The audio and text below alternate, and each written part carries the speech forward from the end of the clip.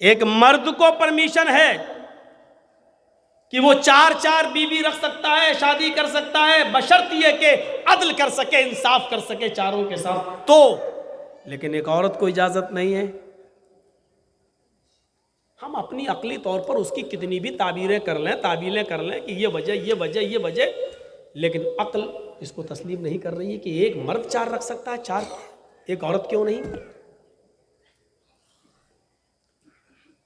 लेकिन फिर भी हमें इस्लाम के अहकाम को फॉलो करना है। हमारी अक्ल इतनी बड़ी नहीं है कि हम अल्लाह और उसके रसूल की तालीमात को पूरी तरीके से समझ सकें। कल जब मेराज का जिक्र किया जाता था तो क्या कोई समझता था? अल्लाह के रसूल रात ही रात हो आए, बैतुल मक़दिस भी हो आए हैं, जन्नत जहन्नम भी देख आए। उस जमाने के लोग ताज्जुब करते थे, ऐसा कैसे हो सकता है। लेकिन आज के इस दौर में हवाई जहाज की इजाद ने बता दिया है कि जब बादलों से भी 35-36 हज़ार फीट ऊपर जब जहाज उड़ सकता है तो मोहम्मद रसूलुल्लाह मेराज पे क्यों नहीं जा सकते। आज ये चीज दूर नहीं रह गई। हमें इस्लाम के अहकाम को हर हाल में फॉलो करना है, चाहे उसमें हमारा फायदा हो या ना हो। आप कहिए कि मगरिब की 3 रकात पढ़ाई है अल्लाह के रसूल ने, चलो हम 4 पढ़ लेंगे, नुकसान क्या, नमाजी तो पढ़ रहे हैं लेकिन नहीं पढ़ सकते हैं। अब आप कहिए नुकसान क्या है। नहीं, मिसाल दे रहा हूं आपको। ट्रैफिक नियम जानते हैं क्या है? मालदा में है कि नहीं हमें नहीं मालूम, लेकिन होगा। बड़े बड़े शहरों में कलकत्ता चले जाइए, आसनसोल चले जाइए, कानपुर चले जाइए, लखनऊ चले जाइए, दिल्ली चले जाइए, मुंबई, हैदराबाद, बड़े बड़े शहरों में चले जाइए तो आप देखेंगे वहाँ पुलिस वाला नहीं खड़ा है चौराहे पर, वहाँ सिग्नल लगे हुए हैं, लाइटें लगी हुई हैं। कभी आपने देखा? गाड़ी चला रहे हैं, रेड लाइट जल गई। रेड लाइट जलने का मतलब क्या हुआ? गाड़ी रोक दो। और जैसी ग्रीन हुई गाड़ी चल दी, चलाओ। अब मैं आपसे पूछता हूं और आपको जवाब देना पड़ेगा। देखता हूं सो तो नहीं गए आप। हम जा रहे हैं, अचानक रेड लाइट हो गई चौराहे पर, इसका मतलब क्या है? गाड़ी को रोक लो। और कब तक रोकेंगे? जब तक वो लाइट हरी ग्रीन ना हो जाए। ग्रीन का मतलब चलो।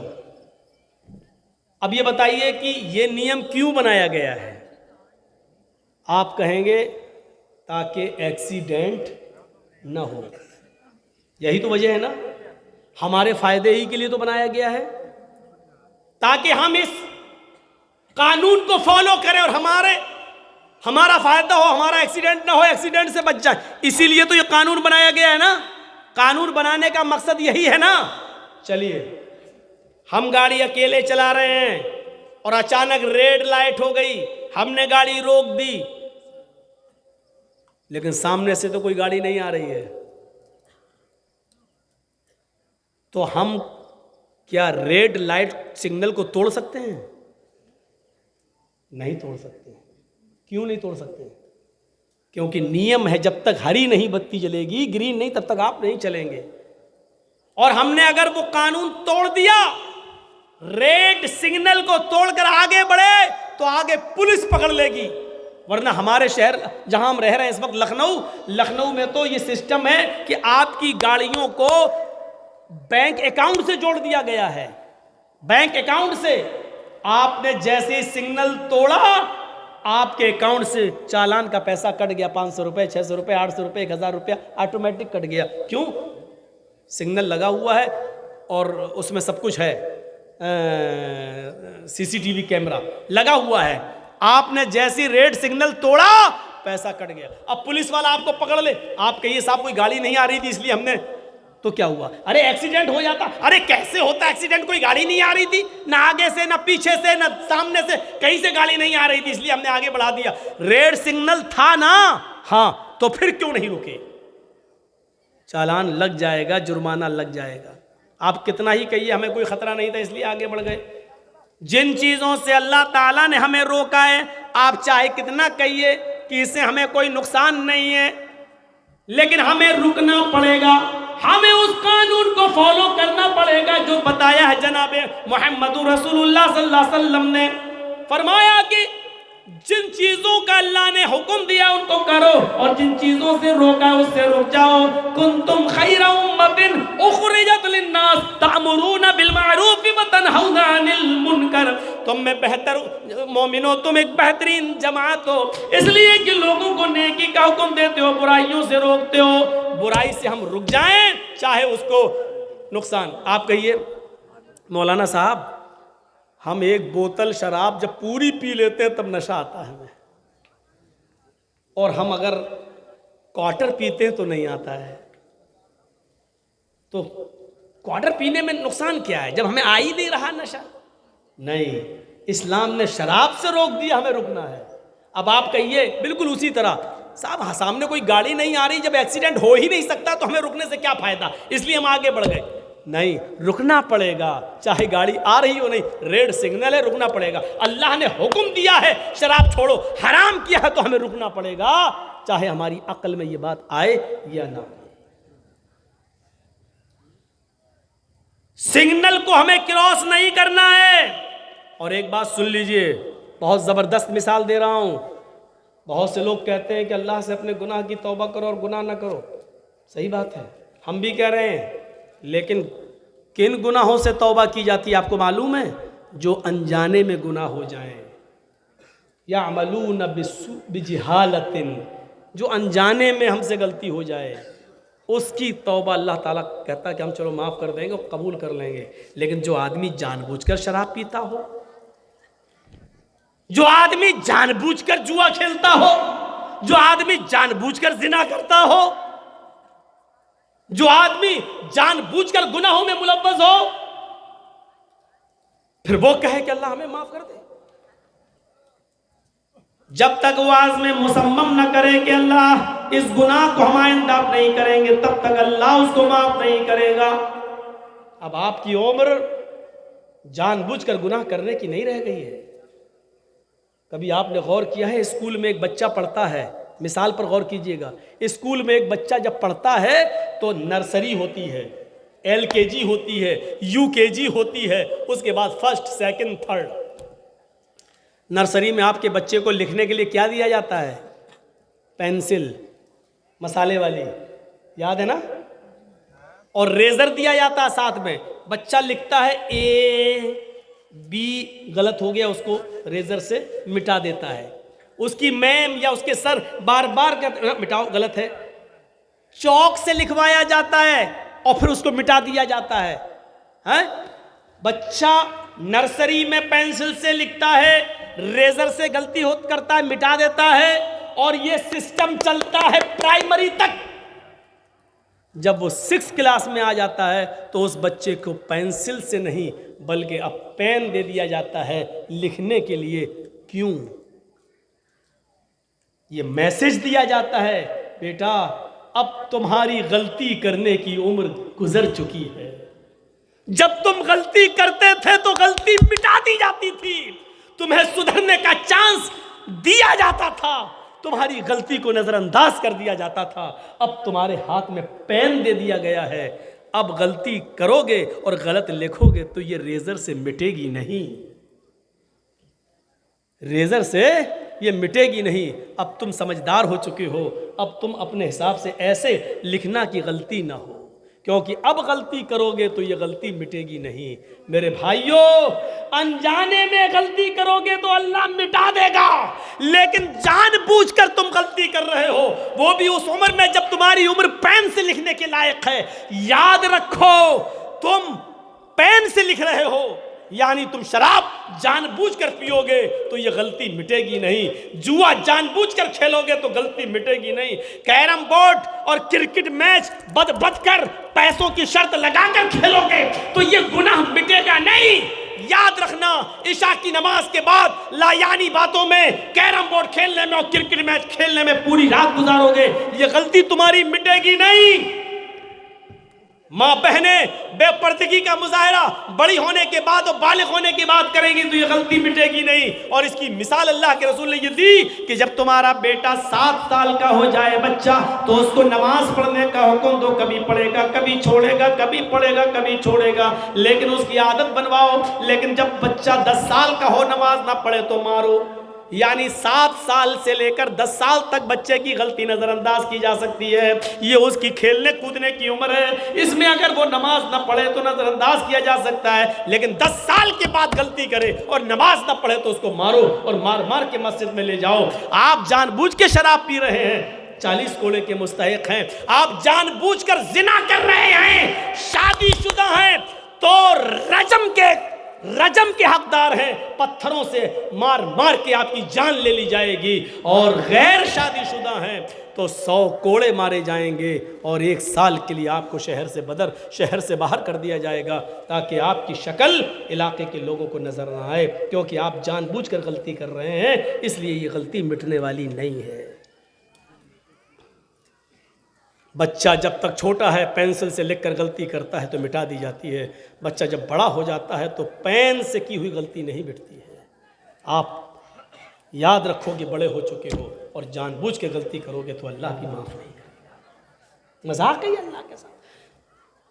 सुबह हमने शराब पी और शाम को अल्लाह तो मुझे माफ़ कर दे, हमसे गुनाह हो गया। अल्लाह कहता मैं अपने बंदे को माफ़ कर देता हूँ। सुबह फिर शराब पीता और शाम को फिर कहता अल्लाह तो मुझे माफ़ कर दे। अल्लाह कहता फरिश्तों चलो इसके गुनाह को मिटा दो, मैंने आज भी माफ़ कर दिया। सुबह फिर शराब पीता है और शाम को आकर कहता अल्लाह मुझे माफ़ कर दे। फरिश्ते कहते अल्लाह आज तीसरा दिन है। फरिश्ते अल्लाह कहता चलो आज भी मैंने अपने बंदे को माफ़ कर दिया है। चौथे दिन बंदा शराब पी कर फिर शाम को घर आता है, अल्लाह मुझे माफ़ कर दे। फरिश्ते कहते हैं अल्लाह क्या करूं? अल्लाह कहता अब इसके गुनाह को दर्ज कर दो। मेरे बंदे ने मेरी रहमत का नाजायज़ फ़ायदा उठाया है, मेरा बंदा मेरा मजाक उड़ा रहा है, वो मुझे गफूर रहीम समझकर मेरी रहमत का नाजायज़ फ़ायदा उठा रहा है। अब उसके गुनाह को नहीं मिटाना है, लिखा रहने दो, क्योंकि अब ये कलम की गलती है जो मिटने वाली नहीं है। 3 बार पी, पेंसिल की गलती थी, रेजर से माफ़ हो गई, लेकिन चौथी बार जो गलती की है वो तुमने जानबूझकर जो की है वो आप मिटेगी। आप क्या समझते हैं? कल मैंने कुरान की आयत पढ़ी थी, या अय्युहल्लज़ीना आमनु उदखुलू फिस्सिल्मि काफ़ा, ऐ ईमान वालों तुम इस्लाम के अंदर पूरे के पूरे दाखिल हो जाओ। क्या हम इस्लाम के अंदर पूरे के पूरे दाखिल हैं? ये हमारी माँ बहनें जो चिल्ला रही हैं, चीख रही हैं, इनसे पूछो क्या ये इस्लाम के अंदर पूरे के पूरे दाखिल हैं? अच्छा, क्या हम मुसलमान हैं? एक मिसाल दूंगा, आपके होश उड़ जाएंगे। मौलाना साहब क्या मिसाल दे रहे हैं? क्या हम मुसलमान हैं? इसीलिए मैं चंदा नहीं कराता हूं। जो भी हो हम इसीलिए नहीं भेजते, ये होना ही होना होता, शोर होता है। अब प्रोजेक्ट मशीन उसके कान में कहो जाकर, वहां से आप शोर कर रहे हैं। और माइक वाला कहाँ गया भाई? सो रहा है क्या? कैमरा वाला कहाँ है? अरे आदमी तो बर्दाश्त कर लेगा, औरत बगैर देखे बर्दाश्त नहीं कर पाएगी। और देखो कैमरे वाले को नहीं मिला तो 1 दिन का पैसा देना, दूसरे दिन का देना ही नहीं उसको।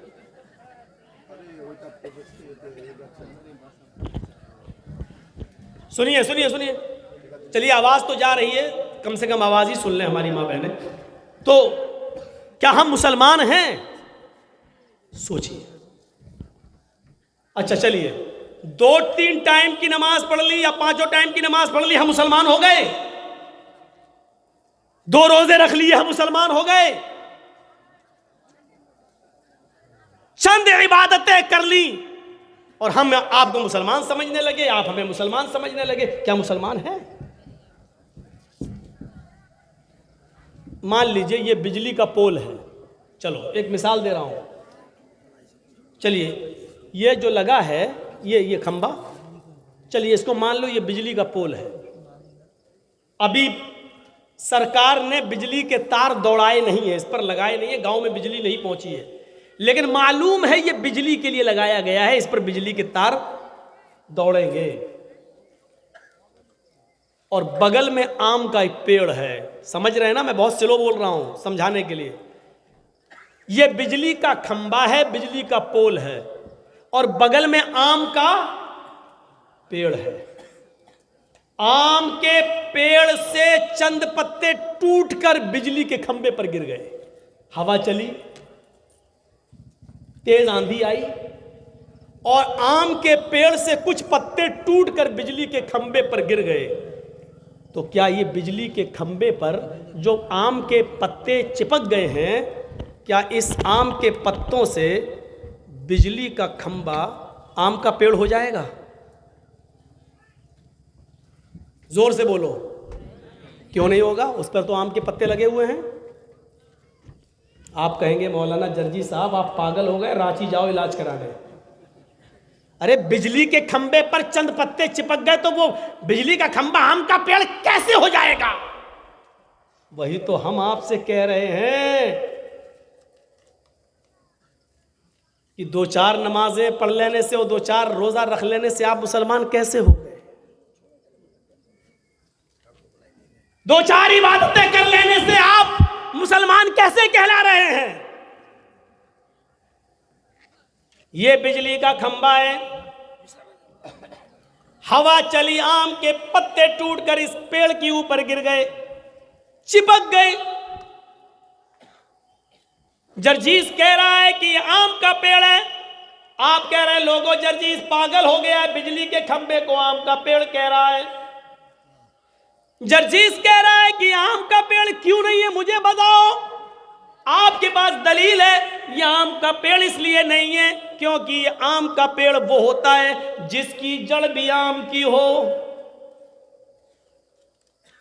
जिसकी शाखाएं भी आम की हो, जो अपने जड़ में भी आम हो, जो अपनी शाखाओं में भी आम हो, जिसकी टहनियां भी आम हो, आम की हो, और जिसके पत्ते भी आम के हो, और उन पत्तों में आम का फल भी लग रहा हो, वो अपने फल में भी आम हो, जिस पेड़ के अंदर जड़ से आम की बुनियाद हो, जड़ से भी आम, टहनियों से आम, शाखाओं से आम, पत्तों से भी आम, और उसमें फल भी हो आम, तब आप उसको कहोगे कि यह आम का पेड़ है। चंद पत्ते के चिपक जाने से आम का पेड़ नहीं होगा। उसी तरीके से मुसलमान वो है जिसकी बुनियाद से इस्लाम चिपका हुआ हो, जो बुनियाद से मुसलमान हो, जो पैदा हुआ हो तो इस्लामी तरीके से, उसकी परवरिश इस्लामी हो, वो जो चलता हो जमीन पर तो इस्लाम छलकता हो, बैठता हो तो इस्लाम छलकता हो, नमाज पढ़ता हो तो इस्लाम छलकता हो, गुफ्तगू किसी से करता हो तो इस्लाम छलकता हो, उसका उठना बैठना, लेटना, सोना, जागना, खाना पीना, चलना फिरना, यहां तक कि शादी और ब्याह, इन सब से वो इस्लाम छलकता हो, दिखाई देता हो, तब उसको आप मुसलमान मानेंगे, वरना ये मुसलमान नहीं है। जैसे बिजली के खंबे पर चिपके हुए आम के पत्ते बिजली के खंबे को आम का पेड़ नहीं बना सकते, उसी तरीके से 2-4 नमाजें और 2-4 रोजे हमें और आपको मुसलमान नहीं बना सकते। बताइए शादी कैसे होती है आपके यहाँ? और आज भी एक बार आप देखी है हमने तो, एक बस में लेडीज ठुसी हुई थी, और उनके कपड़े और उनके चेहरे पर लिपस्टिक, और जलसा तो आपने दीन के नाम पे कराया, लेकिन जलसे के बाहर निकल के देखिए, इससे ज़्यादा, इससे 10 गुना ज़्यादा आदमी वहाँ थे, लड़कियाँ। और एक मिसाल मैं अक्सर देता हूँ, आज भी दे दो, लड़के और लड़कियाँ आपस में ऐसे खलत मलत थे, कसम खुदा की ऐसा लग रहा था जैसे एक कुतिया के पीछे 10-10 कुत्ते लगे हुए। हंस रहे हैं आप? जो हंस रहे हैं वो भी होंगे। मैंने कुतिया कहा है घूमने फिरने वाली को, और उसका पीछा करने वाले को कुत्ता कहा है। मुझे इस बात का कभी एहसास नहीं हुआ कि मुझे बुलाएंगे कि नहीं बुलाएंगे, वो तुम जानो, वो तुम्हारा काम है। ऐसा महसूस हो रहा है, जलसों में यह हाल होगा तो शादी में क्या होता होगा। सोचिए आप, दीन के नाम पर फिर भी औरत एहतियात करती, चलो जलसे में जा रहे हैं। जब जलसों में यह हाल है, जलेबी की दुकानों का, चूड़ी की दुकानों का, लिपस्टिक और क्रीम की दुकानों का, तो शादियों का हाल क्या होता होगा। और उसका हल्का सा नमूना आज मैंने देखा था, बस में औरतें ठुस रही थी भेड़ बकरियों की तरह।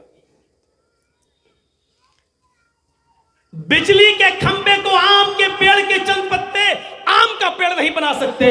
आपकी दो चार इबादतें आपकी दो चार नमाजें आपको मुसलमान नहीं बना सकती। आम का पेड़ तभी होगा जब वो अपनी जड़ में भी आम हो, अपनी ब्रांच में भी आम हो, शाखाओं में भी आम हो, टहनियों में भी आम हो, पत्तों में भी आम हो, फल में भी आम हो। आप उस वक्त मुसलमान होंगे जब आपका उठना भी मुसलमानी हो, आपका चलना भी मुसलमानी हो, आपका सोना भी मुसलमानी हो, आपका खाना पीना भी मुसलमानी हो, आपकी शादी और ब्याह भी मुसलमानी हो। उस सहाबिया को देखो, अल्लाह के नबी ने एक सहाबी को उसके घर भेजा, जाओ तुम फला घर में जाओ और उसकी बेटी को देख लो, एक नज़र देख लेना, अगर वो तुम्हें पसंद आ जाए तो उसके माँ बाप से कहकर मैं उसका निकाह तुम्हारे साथ कर दूंगा। ये सहाबी उस सहाबिया के घर जाते हैं, दरवाजे को दस्तक देते हैं, अंदर से लड़की की आवाज़ आती है, कौन? उसने अपना नाम बताया। इस लड़की ने पूछा क्यों आए हो? कहा मुझे जनाब मोहम्मद रसूलुल्लाह ने भेजा है, इस घर में इस इस्लाम की एक लड़की रहती है। अंदर से आवाज आती है, जी वो मैं ही हूँ। कहा मुझे अल्लाह के नबी सल्लल्लाहु अलैहि वसल्लम ने एक नज़र तुम्हें देखने के लिए भेजा है और आपके साथ वो मेरा निकाह कराना चाहते हैं। उस लड़की ने अंदर से आवाज दी, सुनो, अगर तुम्हें जनाब मोहम्मद रसूलुल्लाह ने भेजा है, मेरे घर पे इस वक्त मेरी माँ नहीं है, मेरे बाप नहीं है, अगर तुम्हें अल्लाह के नबी ने भेजा है, मोहम्मद रसूलुल्लाह सल्लल्लाहु अलैहि वसल्लम ने भेजा है और वो मेरा निकाह आपके साथ करना चाहते हैं, तो मैं दरवाज़ा खोलती हूँ, आप एक नज़र मेरा सिर्फ चेहरा देख लीजिए। घर में आने की इजाज़त मैं आपको नहीं दूंगी, इसलिए कि मैं अकेली हूँ। आप एक नज़र मेरा चेहरा देख लीजिए, मेरे दोनों हाथ की हथेलियां देख लीजिए जितनी शरीयत ने इजाज़त दी है, और इसके बाद चले जाइए और अल्लाह के नबी को बता देना कि मैं पसंद आई हूँ या नहीं आई हूँ। हाँ, अगर नबी अकरम ने भेजा तो मैं खोल रही हूँ, और अगर अल्लाह के रसूल ने नहीं भेजा है और तुम मुझे देखने के लिए वैसे ही चले आए हो, तो अल्लाह की कसम तुम पर मेरी शक्ल का देखना हराम है। क़यामत के दिन हमारा तुम्हारा हिसाब होगा, मैं तुम्हारा गरीबान क़यामत के दिन पकड़ लूँगी। उस आदमी ने कसम खाकर कहा कि अल्लाह की इज्जत व जलाल की कसम, मैं अल्लाह की किबरियाई की कसम कि अल्लाह के नबी ने मुझे तुम्हें देखने भेजा है। उस लड़की ने दरवाज़ा खोल दिया और कहा कि तुमने अब मेरे चेहरे को देख लिया होगा, ये लीजिए मेरे हाथ देख लीजिए, हथेलियाँ देख लीजिए, और मेरी ज़बान चल रही है, मैं गूंगी भी नहीं हूँ, मैं तुम्हें देख रही हूँ, मैं अंधी भी नहीं हूँ। यानी आप मुतमईन हो जाइए कि मैं गूंगी नहीं हूँ, मैं अंधी भी नहीं हूँ, और हाथ पैर देख ही चुके हो, हाथ की हथेलियाँ देख ही चुके हो, चेहरा देख लिया है। ये कहते हुए उसने दरवाज़ा बंद कर दिया, कहा कि मुझे मेरे बारे में बताने की जरूरत नहीं, जो कुछ भी बताना है जनाब मोहम्मद रसूलुल्लाह को बताओ। मेरे प्यारे साथियों, कल तक हमारे घर की औरतें, हमारे सहाबा की बेटियां, मेरे भाइयों, घर में आने वाले मेहमान को अपने घर में ही अंदर दाखिल करती थी। वो शादी के इरादे से आ रहा है, फिर भी वो दरवाज़ा खोलकर सिर्फ अपना शक्ल दिखाकर दरवाज़ा बंद कर दिया करती थी। आज हमारी बहनें सोचें, आज हमारी बेटियां सोचें कि जलसों का किस तरह मजाक उड़ाया जा रहा है। कुरान कहता है उदखुलू फिस्सिल्मि काफ़ा, आई ईमानो वालों तुम इस्लाम के अंदर पूरे के पूरे दाखिल हो जाओ। क्या हम पूरे के पूरे दाखिल हैं? कैसा मजाक उड़ रहा है आज हमारा।